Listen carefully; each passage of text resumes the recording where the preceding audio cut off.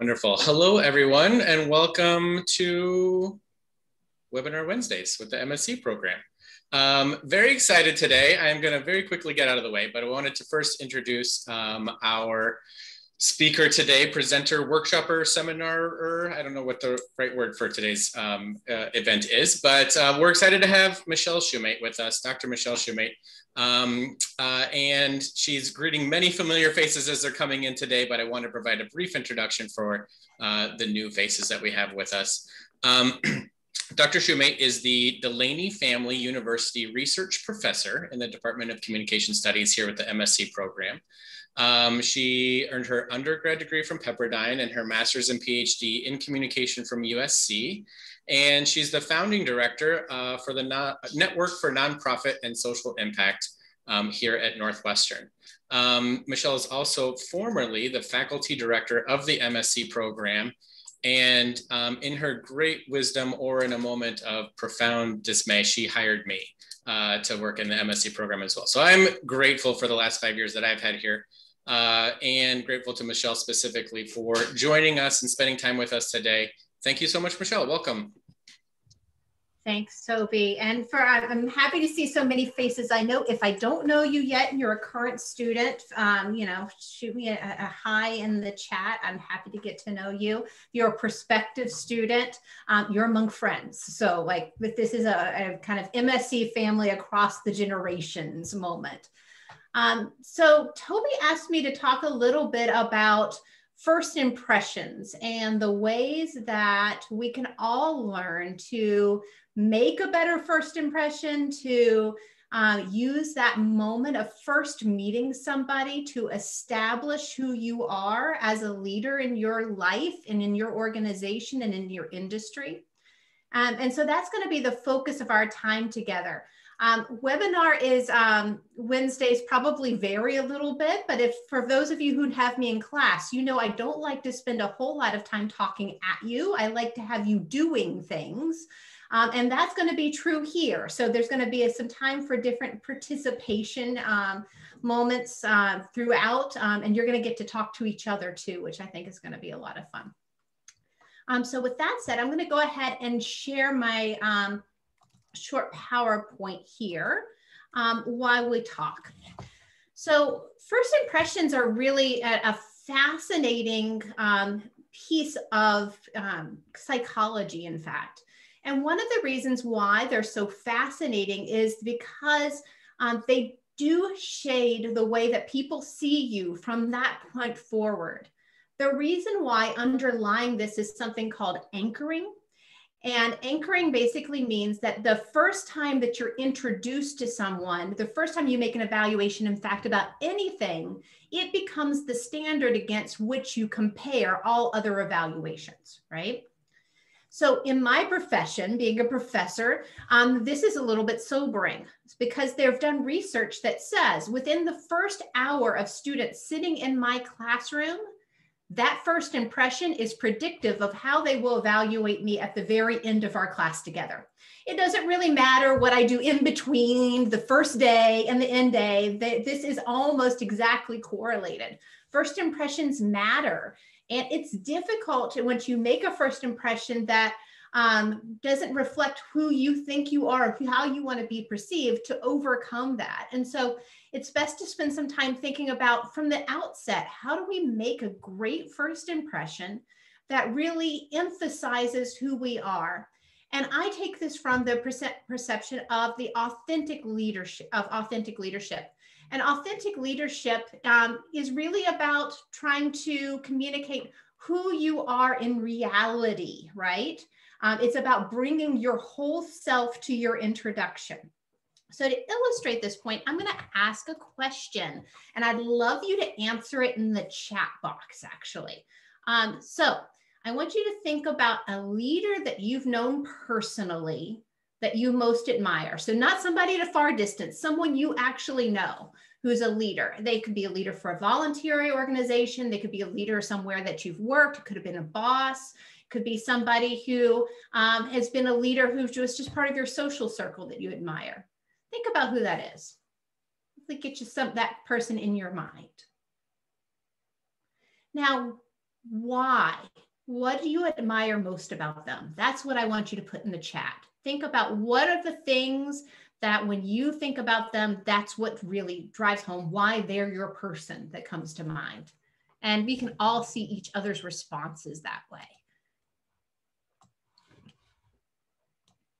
Okay. So we have some people are saying expertise, but there's trust, humility, authenticity. Oh, I love straight shooter, Tom. That sounds just like you. Energy, passion, authentic, great. Any others? Humor. Oh, yes. Okay, great. Non-judgmental, supportive. So as these are coming in, I'm hoping that you're seeing something.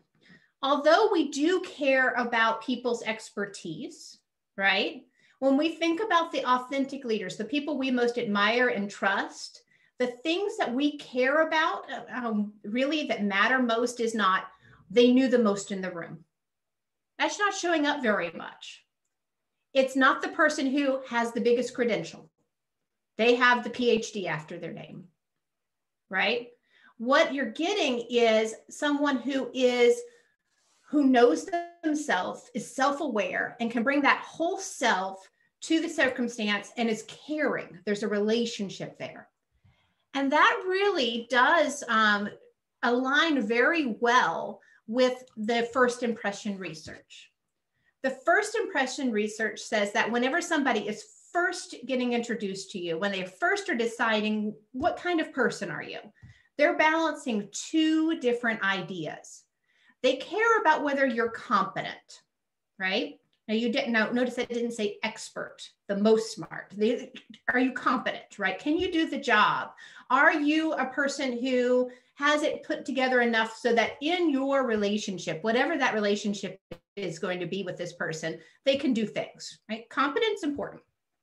But what matters equally as much in first impressions is, are you trustworthy? And so when people evaluate you as competent but not trustworthy, not going to be an admired leader, right? So how do you, when you manage a first impression, how do you connect to this trustworthy piece? That's really what we're going to be after. So not that you're not just showing that you're competent, not just showing that you're an expert, but also showing you're somebody who can be trusted at the first time that people get to know you. What we're after here is establishing yourself as an authentic leader in your first impression. And authentic leadership comes from this article back in 2007 in Harvard Business Review that I really love. Because what it talks about is the ways that people evaluate leaders. And there's lots and lots of leadership theories. But authentic leadership really is about practicing your values consistently, living with a purpose, and having meaningful relationships and self-discipline. That's really what authentic leadership shows up as. So how does that show up in stories, in introductions? I think it shows up because you're able to tell these pieces, let people into pieces of your life that show who you are, not just as your LinkedIn profile, but who you are in terms of your story. So one of the things that I've done in my own research is I've done life history research with social entrepreneurs. I love doing life history research and sitting down with people who founded companies and nonprofits that are trying to make a social impact. That's part of like what my jam is. And one of the things that I found over and over again as I talked to these leaders who had gone on to establish organizations where they had to have board members and volunteers and staff all find them to be an authentic leader is that they had a story that grounded them. Something that told them who they are, something that told them what their purpose was. So this story is actually from a serial social entrepreneur who had gone on to found 5 different organizations. And he was only in his 40s, which I was like, this guy's impressive, right? And I was like, what's the deal? Right? You found these organizations, he'd get great backing. He'd had lots of people join them. They were all successful. They were all doing fine. How do you do it? Like, what is it that makes you stand out as an authentic leader? What's the base of this? Like, where does that come from? And he stopped, he thought for a second, and he said, it's my grandmother. I know what this is. This is my grandmother. My grandmother taught me that this is the kind of person I am. I go out and do things for people, because she had 13 foster kids and all of their pictures were up on a wall. And so every time I visited grandma, I saw all those pictures. And so I learned that who I am as a person because of her is somebody who goes out and creates good in the world. That's my base. That's who I am. I've known it since I was a kid. It's like, okay, that's the base. That's the moment. And so that was authentic. It was connected to the core of who he was. I'll give you a second one. So there was a woman that I met, and she had founded this new nonprofit. It was a nonprofit who was really focused around kids and kids with Down syndromes and supporting their families, right? That was her focus. And she came to this passion because her daughter was born and was diagnosed with Down syndrome. And so she began to feel like that there wasn't enough of a community, but she hadn't done anything like this before. She was a flight attendant before she founded this organization, right? Like, this was not her background. This was not her piece. But then she realized, oh, wait, this is who I am, because, every year since her daughter was diagnosed, she started to organize groups around the polar plunge. And if you don't know what the polar plunge is, well, here in Chicago, it means that you go into the freezing Lake Michigan. For some reason, people like pay you money to run into frigid water, and that is the fundraiser. Like, that's the idea of the polar plunge. And so she realized every year she just kept adding people to her team and adding people to her team. By the time she had been doing this at that point for 11 years, there were 80 folks running into Lake Michigan, having raised money for Down syndrome. And she realized, oh, wait, I'm somebody who is a natural organizer. I can get people to care about this. I'm somebody who's a very effective advocate. And so that experience becomes her story. She had the training ground of the polar plunge that taught her she was an effective advocate for her daughter and for other people with Down syndrome. And so she could go out and start this organization. And she came from that place of authenticity. Lest you think this is only social entrepreneurs, think about Howard Schultz here for a minute. Howard Schultz goes on to form Starbucks, right? Why does Starbucks have the benefits package it does? Why does it have the healthcare package and the way that it treats the employees it does? Where does that come from? You could say, well, it's just the moment we're in, right? Good corporate social responsibility is good business. And I don't disagree with that sentiment, but that's not his story. His story was that when he was a kid, his dad slipped on some ice. He lost his job. He had no health insurance. Their family nearly went bankrupt. And when he formed Starbucks, he knew that he was never going to let any of his employees experience that. That's the core. That's the story. So I want you to think about for a minute, what's your story? What's your story? I've given you some examples of other people's story, but I'm going to tell you this is a really important piece of this, of learning to introduce yourself. Because the core, that what's your story piece, is part of how you want to introduce yourself to others. It's it should inform what are the values that you bring forward. It should really help people understand what's the basis for the passion that you have, right? So when I introduce myself to other people, I frequently say that I grew up in a really small town. My family are good people involved in church, and our house became the social services for this small town because there weren't any. And so now I've spent the better part of my career trying to help organizations make a social impact, because that is how I grew up. That was my house. That's different than me going and introducing myself and dropping, here are all of my accomplishments, and here's who's funded me, and here's where I've done, here's what I've written. I almost never drop that first. People can find that. They can look that up on me. It's in my LinkedIn profile. It is there. But that's not where I start. I start as a kid in a small town, right? That's part of my really 60-minute or 60-second introduction, certainly part of my 3-minute introduction version of myself. So what's your story? Where's your authentic leadership come from? I think this is important because if you can figure out what that story is, it becomes the narrative that makes you the protagonist in your own life. And it becomes the tool that you even go back to and self-communicate, right? So whenever I'm having a hard day and things are not going my way, I'm like, did I serve the house that I grew up in well today? Right? It can be part of that narrative too. So I'm going to ask you to put this into practice right now. I told you that I like you to get involved. I like you to be able to be active and doing things. So what I want you to do is to spend a minute thinking about what your story is.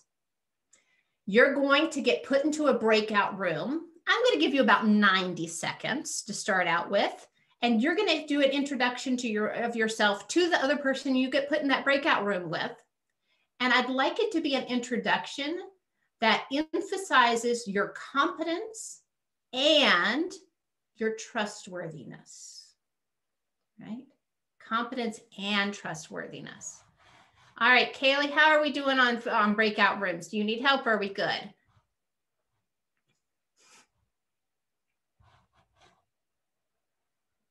Kaylee, you're muted. So if you're talking, I can't hear you. When do you want me to put them into the breakout rooms now? I think we're going to do it right now. Okay.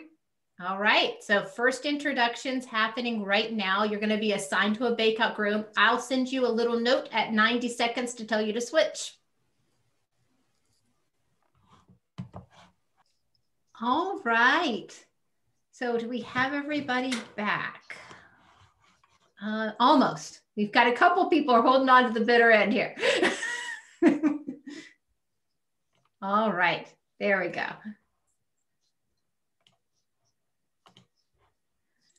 All right, welcome back, everyone. I'm curious to know how that went for you. So did it go well? You've got a thumbs up. Was there anything in particular about it you want to add to it went okay? Okay. Did anybody have somebody that they were paired with that they thought that was a fantastic introduction and can tell us why? You give me a virtual hand or a hand in real life, I'll take either one. Ah, Margaret. Oh, you're muted. Hi, it's so nice to see you. I was paired with the lovely and very trustworthy and very competent Sissy Lee, who is a graduate, I believe, of the 2020 CLP program.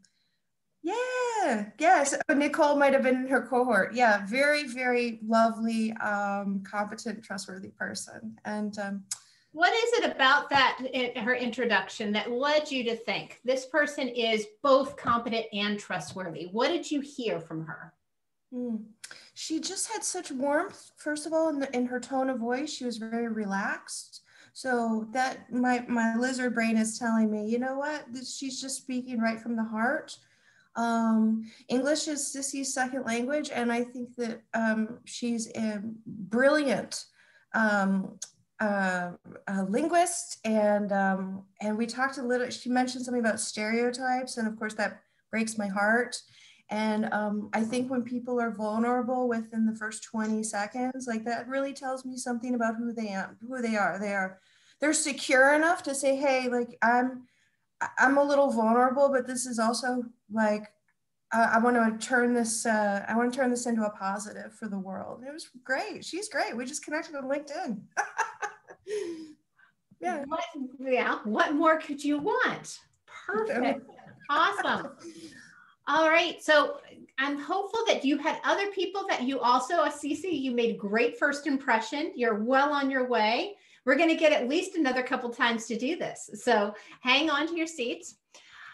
In this next round, I want you to do one thing to change that introduction that you just gave. And that is, I want you to think about message design. So message design, we could spend an entire class talking about message design, and I'm going to do it absolutely zero justice, but I'm going to give you 2 things that we know about message design that you can incorporate right away. The first one is that we know that messages that have clear evidence claims are more persuasive in the short term. So maybe there's something that you've said that is true about yourself. Maybe it is that you're talking about you're really somebody who's talented in sales, right? Or maybe it's something about you're a natural leader, right? What's a claim that you're making about yourself in your introduction? And what's one piece of evidence that you could slide into that introduction that would give it a little bit more heft, that would make people believe it even more, right? Maybe it's a number, right? Maybe this is a short story or a little piece of history. What's that evidence that you have? If maybe you've won awards in your career and you usually don't mention that, but maybe that's a part of the evidence that you do need to thread into this introduction. So that's part 1 about message design. Part 2, think about the specific thing you want to get out of that introduction. One of the reasons why those cocktail hour networking events, or now online, these kind of virtual meetup events often feel like a waste of time is because you don't have something specific you want out of it. You're there because you think you have to be. You're there because it's a good thing to network. It's much more effective when you're making introductions to think about what is it that you want out of this. Right? What's the end game? What's the call to action? Is it like CC that let's connect on LinkedIn? Maybe that's your thing, that at the end of the day, you want them to accept your request to connect on LinkedIn. Maybe you're looking for a coffee because you want to get to know them better. Maybe that this is it, you're hoping to get a longer meeting, or you want them to introduce you to somebody else who's at the event. I don't know what that is. But thinking about that ahead of time can help you make a better introduction because they know what to do with the information when you give it to them. So what I'd like you to do in this next round of introductions that we're about to do is to slip that one of those 2 things into your introduction, either a call to action at the end or a piece of evidence for one of your claims that you're making during your introduction. All right, I'm going to recreate rooms. So hang on for just a second. Somebody else, and you heard another interesting introduction and you added a little bit of flavor around evidence or a specific ask. I'd love to see actually in the chat if your partner gave a specific piece of evidence that you found compelling around one of their claims. Can you tell us what it is? What's something that you heard someone say that you were like, ooh, that's a nice piece of evidence there? I would love to know. In the chat, or do you want us to speak up?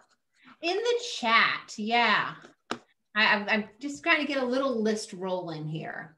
Published in multiple outlets, second language learning, martial arts experience. Okay, I'm loving that. Awesome.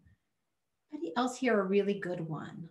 Environmentally conscious, good. Okay, excellent. The number of courses, I know who it was who was able to convert classes to an online format. That's good. Okay. Good. Excellent. So you can already begin to see that the nature of evidence, if you're watching the chat, can be really varied, right? It can be, here's the specific things I've accomplished, or here are the specific things I did, or it can be more of a story, right? And you're seeing some stories emerge here in the chat around people and the different things that they've done. Both of them are good. We know something about the nature of evidence. If you can give a specific fact-based, like I have been awarded $8 million in grant funding, right? Like specific number fact, or last year I increased sales by 25% in my unit. Those are really persuasive and more persuasive in the short term than any kind of other kind of facts you can give, because it's very quantifiable, but they're less memorable. So they have an immediate payoff short term, but in long term, the things that people remember are those little short stories that you can tell. So one of the things to think about as you are thinking about your own impression, your own brand, is what are you trying to do? Are you trying to get that immediate persuasive buy-in? Or are you trying to stick with somebody? Do you want to be remembered in the long term in this introduction? That might tell you what kind of evidence. If you don't have room for both, you can slot in. A second thing I asked that you could possibly have done in this is to have a call for action, to ask them to do something at the end of that introduction. I'm wondering if anybody was asked to do something at the end of it. Does anybody get a call for action? Can I see a hand up if you got a call for action here from somebody? They ask you to find them on LinkedIn, they ask you for a coffee, they ask for something in particular. Anybody got one of those? I'm looking for hands across the screens. Ebony, why don't we start with you?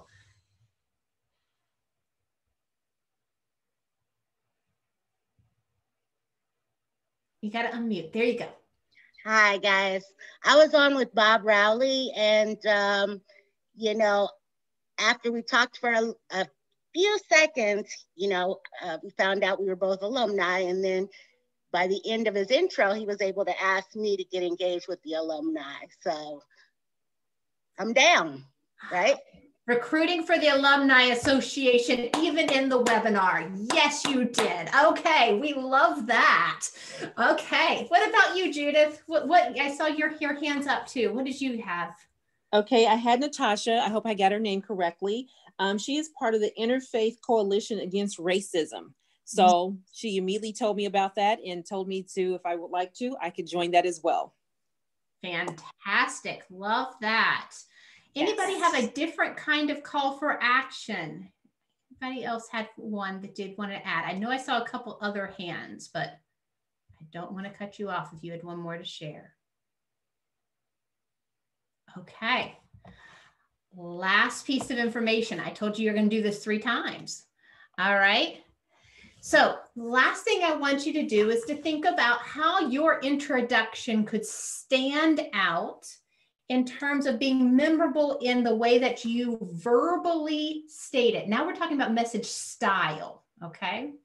So there are different message styles that end up being memorable, but one of the things that almost all of them do that I'm going to talk about is help to ground your introduction into something concrete and memorable. These are all different kind of verbal tricks, if you have it, just to be able to stand out in a crowd. The first one is you could think about in your introduction using metaphor or simile or analogy, right? So we could think about this as, you know, when we think about metaphor, we could say that Martin Luther King said that the US Constitution was a promissory note, right? That turn of phrase, that is a promissory note, that metaphor, all of a sudden brings into mind really quickly a whole bunch of different things. And the same thing might be true for you. You may have a metaphor. You might say that, you know, I discovered that our board was playing too much defense and not enough offense, right? Like that's a really quick, memorable phrase that all of a sudden helps me encapsulate a whole bunch of things in a leadership journey, right? So that's one of the pieces that you could play with is there a metaphor for the thing that you're trying to say about yourself or this moment that you're trying to talk about? The same goes with stories and anecdotes. Sometimes you can have just these little small stories like we did with the social entrepreneurs that are really meaningful. And so maybe there's a story that you can tell, a very brief story that will help them remember who you are and what you stand for.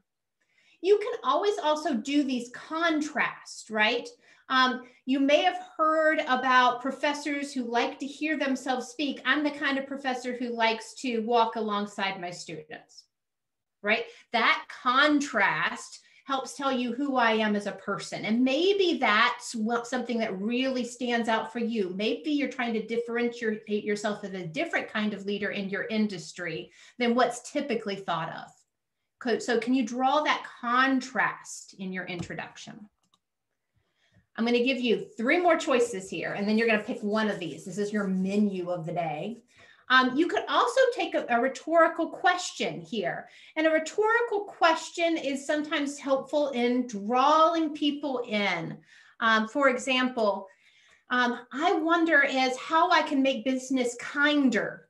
How do I embed my business in a community? And those questions really propelled me forward, right? Those rhetorical questions. You're not going to answer it, but you're going to pose the question, almost like you're posing it yourself.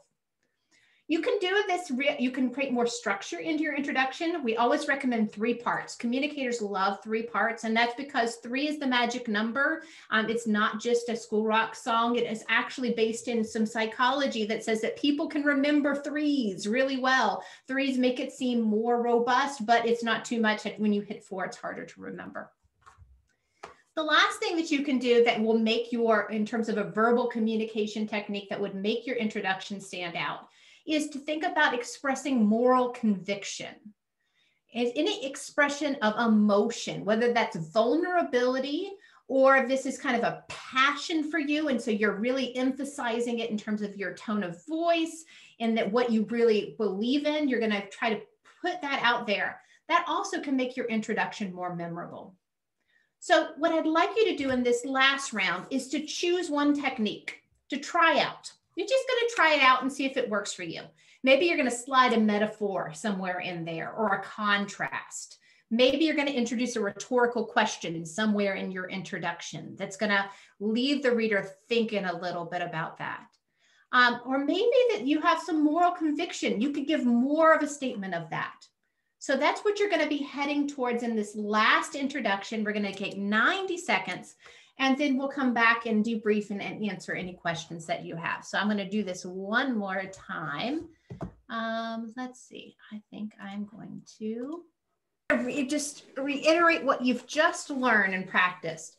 You've learned to connect your core values and life history to the basis of your authentic leadership, and how to communicate that story in a powerful way so that others can perceive you as influential, as trustworthy, and as leader-like. And so hopefully you're walking away from today's session with a slightly different way to introduce yourself than you ever have before. You maybe are emphasizing different things.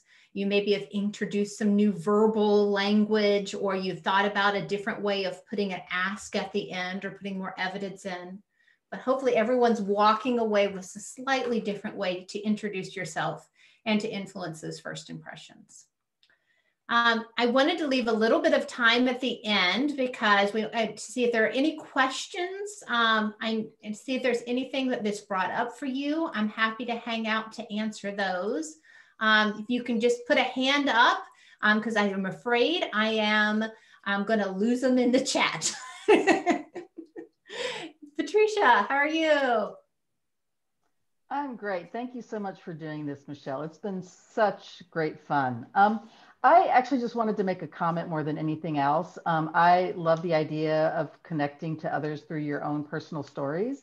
And one of the things that I found across doing the 3 exercises is that as I was listening to people, so just as a little bit of background, I'm trained as a journalist. There was a lot of what I like to call burying the lead going on. And so as you were talking to people, the best stories often came at the end. And so I would just say that as you're talking to somebody like this, think about that. And maybe the thing that you were saving for the end should be actually the first thing that you start off with or lead with, as we say in journalism. So I got some great stories like William, I hope I can share these, but William was talking about how he came to be a technology expert and help with online learning. So basically breaking through education barriers because of his own experiences, but also an experience he had in an Ethiopian refugee camp. Naveen told me about, he's in LA, but he misses the snow and ice of Evanston. And then Elizabeth was talking about how she came to be involved in energy, but basically because her father was also in the energy sector. And I mean, those stories I remember. I'm not going to remember the facts and figures, but I will remember the stories. That's great advice. Thank you so much for that. I may mispronounce your name. If I do, please correct me. Is it Quetta? Yes, Keta. Keta. Thank you. Quetta, what's your comment or question? Well, I was wondering how we can translate all this knowledge into video calls, introductions on video calls, because you have to be more precise. You have to do it quickly. Video calls usually are shorter than a cocktail hour or whatever. So how do we do this? Great question. I think that today's exercises have a lot of similarities probably to the way that we do video calls. I can think of even this week as I've been working on a project. I've been talking to lots of people I didn't know this week. And I've been doing this all via Zoom, as we all have gotten used to. But when we start our meeting, we do a round of introductions. Guess what we just did? The exact same thing, right? So these same verbal interaction techniques where I tell my story, where I give people an idea about why I'm passionate about what I'm passionate about, doing that first absolutely translates into all of this online environment. And you have to make it more succinct, which means you have to be more thoughtful about it. Thank you. Thank you for the question. Seth. Thank you. Yeah, so I hope Nate doesn't mind me sharing this, but we just talked and he brought up an interesting point that I think might be valuable for a few other people in here. I know a lot of us have been interviewing or will be interviewing in the near future. And he mentioned that, and I've gone through this too, one of those questions that kind of just throws you off. Sometimes you've prepared, you jump into the interview and the first thing off the board is, tell me about yourself. Yeah. And you're just maybe just caught off guard by that. And you might be scrambling to put a story together. It's not exactly an elevator pitch. You want to kind of be a little more in depth and try to answer some of the needs of the position that you're applying for. I wondered if maybe you had any thoughts around kind of answering that question in an interview setting. I think that some of the principles that we've talked about today apply, right? I think it helps, they're evaluating you using first impressions, right? And so in that tell me about yourself story, don't just list your resume. They have that in front of them. Tell me about yourself is a chance to prove that you're trustworthy, right? You wouldn't have gotten in the door through for the interview process if you didn't already have the competence. They just wouldn't have bothered. Right? So if you've made it there and they're going to ask you that question, lean into the trustworthy stuff, which means lean into your storytelling, lean into your passion, lean into your core values, and then use evidence in those stories to help support that. I think that those types of interactions are far more memorable. If you're going to be sitting as a hiring manager and you're going to do a whole bunch of these because you've lined them up over 4 or 5 days and you're kind of got these Zoom calls back to back. I'm going to remember the person who told me their story. Do you remember that funny story that guy told me? Do you remember that story that woman told me, right? Like you're going to remember those things in the long term. And that's really what you want to stand out. Thanks, Seth. Any last questions? I think that's a great one to end on, Michelle. Thank you so much. For what it's worth, anybody who is a prospective student of the MSc program and has not applied yet, you are definitely going to hear the words, tell me about yourself in your admissions interview. And so now you have a leg up. So you have an opportunity to prepare. Speaking of which, the next application deadline, see how smooth this is? For the MSc program is coming up on February 8th. And so you're certainly encouraged to get your materials in by then. We have 2 more webinars on the books right now scheduled next Wednesday. We have a webinar designed more for prospective students talking about the capstone project and experience in the MSc program. In an incredibly dynamic year in the MSc program, the capstone project is certainly a unique piece of the experience and very unique, we believe, to the MSc program itself. So please join Curriculum Director Amy Howenstein as she unpacks the capstone project. And then 2 weeks from today, we have an alumni panel to talk to us about their experience in the consulting industry. A lot of students in the MSc program, prospective, current, and alumni alike, are interested in careers in consulting, and we have 3 alumni to talk about their experience, their career paths, and offer any advice to anybody considering getting into the business. So that's what's next. But more than anything, big thanks to all of you for joining today, and especially to Michelle Shumate for her wisdom and insight and providing us this opportunity to practice these skills. Thanks so much. Thank you, everybody, and have a great day. Thanks.